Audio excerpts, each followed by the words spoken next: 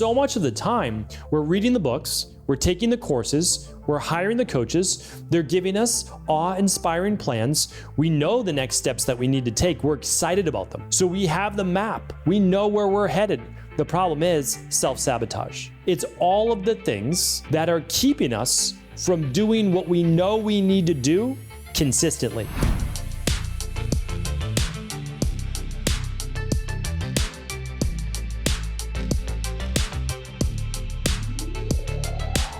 All right, everyone, we are back. It's a brand new week. Always excited to start the week off with our Mindset and Motivation Monday. And although the goal is to absolutely motivate, to inspire you, it is not just a temporary inspiration that I think any of us are looking for. The goal is to be able to say, what can I do on a daily basis in order to be consistent with achieving my goals? Because whatever your goals are, they're unique to you. That's why I never set a goal based on what anybody else wants for you in your life. Set a goal that has meaning to you, that has a big enough why that you can see it through when there are obstacles, when there are challenging times in your life, but also one that will want you to wake up every day and work just a little bit more towards it. No one day is ever going to make or break you. Just remember that. So be careful with the highs and the absolute lows of life. The lows are pretty challenging, but it's all about saying, okay, that was one day. Let me get back at it tomorrow. And same with the highs. Ride the high for as long as you can, no doubt about it, but just understand that there are ebbs and flows to life. And today what I wanted to discuss was this beautiful quote that I heard. And I wish, again, that I could attribute it to exactly who said it first. But it went like this: before you win, keep from losing. And I love that quote. Before you win, keep from losing. What does that mean? It means that so much of the time, we're reading the books, we're taking the courses, we're hiring the coaches, they're giving us awe-inspiring plans. We know the next steps that we need to take. We're excited about them, right? So we have the map. We know where we're headed. The problem is self-sabotage. It's all of the things that are keeping us from doing what we know we need to do consistently. Think about it. How many people do you know have tried a new exercise program, have tried a new diet, have tried a new career, whatever it might be, a new relationship, right? A new spiritual-based guru or path. And it ends a month, 2 months, 3 months maximum, most likely later. And the reason is that although they added more on to what they were doing, new ideas, new concepts, right? New actions, what they didn't do was remove some of the things that were actually keeping them from achieving that goal in the first place. So in health, I've always called it achieving your goals through more of a subtractive than additive process.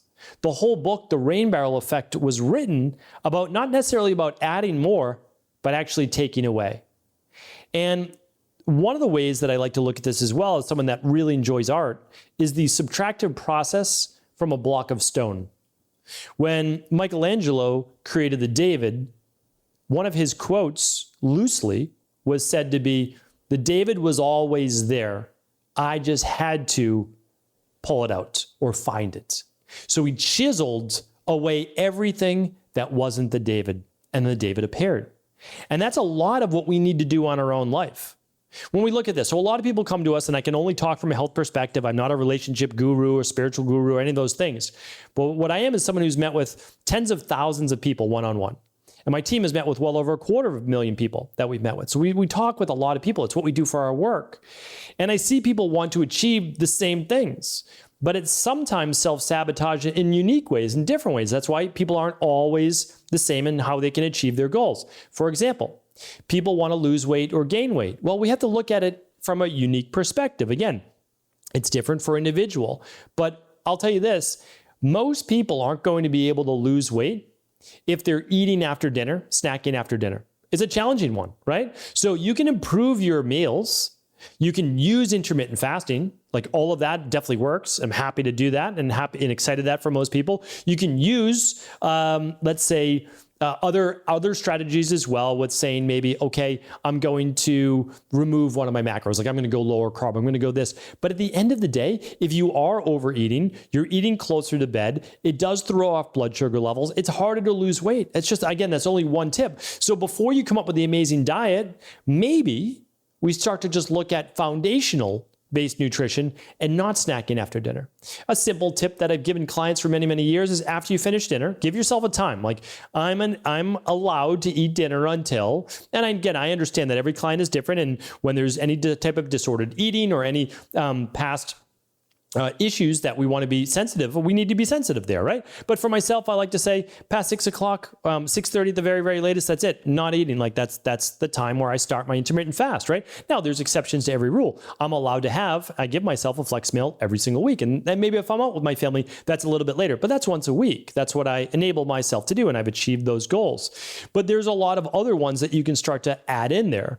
And so what I ask you is that, what are you doing right now? Instead of adding more, could you, and you know that you should be removing. Same for overall health. You can be taking the great nutritional supplements, but if you're not looking at your overall stress, if you're not improving your sleep, it's going to be challenging to achieve the mind-body results that you're looking for.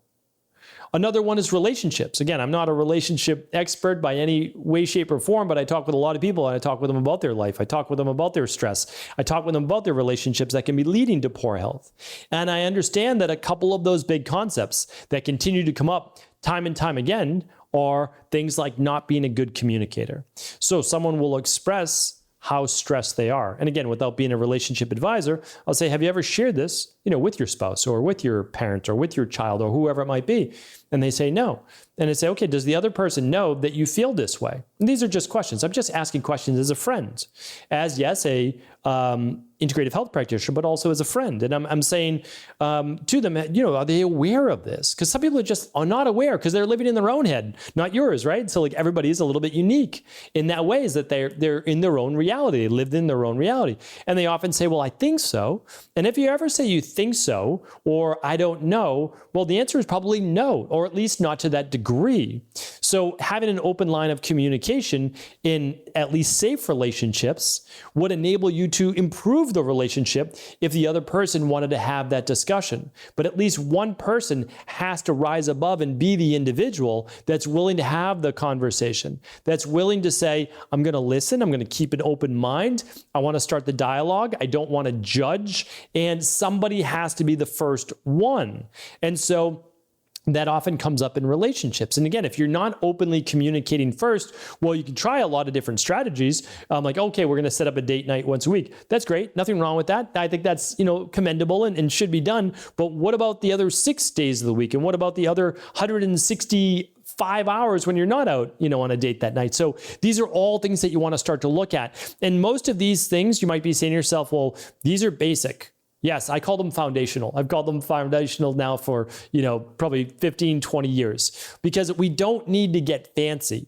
I even work with my deep dive clients. I work with one new deep dive intensive client every single week. It's a 3-hour appointment. We just get down and look at everything. We're looking at previous health history. I'm spending hours before our consultation looking at their labs. We're reviewing lab results, and then we're going through their whole new plan. But even with that, yes, there's many things that they may be missing, but it's still always foundational first. I add icing on the cake. There's no doubt about that. But the truth is that everything has to be going back to, if you're not following the foundational based principles, then adding all the extras on top, you can kind of sneak your way into the results you want for a month, 2 months, 3 months, but eventually they're going to falter. So if we know they're going to falter because they're not built on a strong enough foundation, what do we need to do first? Well, it's my opinion that we need to really set that foundation, set the structure that then you can build anything you want on top of it. So if you want to exercise more, okay, are you sleeping enough? Are you eating right? Because you shouldn't be asking the question, should I exercise more, right? If you're not able to recover. Because we know all sorts of people on social media, and I love to follow them as well, and they absolutely crush their body every single day with the workout, and they're getting 3 or 4 hours of sleep. Okay, you know what? I wish them the best, and I hope that they live a long, healthy life. But the odds, well, again, we never know any of our odds, right? But the odds, you make them less in your favor. You certainly make them less in your favor when you are not sleeping, not eating your best, and over-exercising. That's a recipe for disaster and massive amounts of stress in the body. So yes, we can exercise more, but let's just make sure we're eating right and we're getting the sleep that we need to. Okay, so that's great. Now we want to look at improving our overall career. All right, we haven't talked about that. Well, in order to improve your overall career. A lot of people just say, I'm just going to look for another company to work at. Okay, but is that really the issue? Or have you not dug deep enough to say, what more could you learn and be and do at your current company while asking for potential growth and advancements if you do X, Y, and Z? Because sometimes these are lateral moves. And what I don't want you to move to is just more of the same in your life heading into next year or next quarter. Now, more of the same might be phenomenal. And if you're there, then I congratulate you. That's amazing. But for many of us, myself included, I want to know, what is that next level? How can I arrive at that? Both from a personal level, a health level, relationship, body transformation, I would say career, all of the things that I'm looking to achieve, relationships, especially with the family. So what I do is I look at these different buckets, and I'll be talking about them more. I always do an annual 12-week review, 12-week year review. But what I want you to start to do is to start to think about, okay, what are your goals? But then don't ask what more you can do. Not right now. Not more what more you can do, but think of it this way. You are setting out to sail on a long voyage, and you need to make sure that ship has no leaks, has no holes. Because if you can have the best map and navigation and captain, but if you have leaks in that boat, you're not going to make it very far.